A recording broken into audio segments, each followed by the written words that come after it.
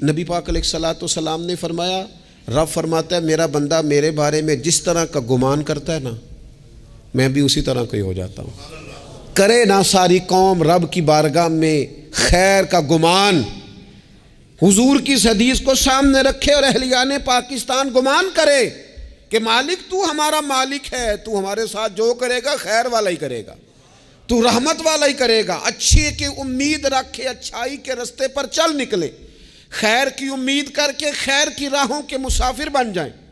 अल्लाह तबारक व तआला की ज़ात पर भरोसा करके रब रसूल की फरमा बरदारी में जद्दोजहद शुरू कर दें।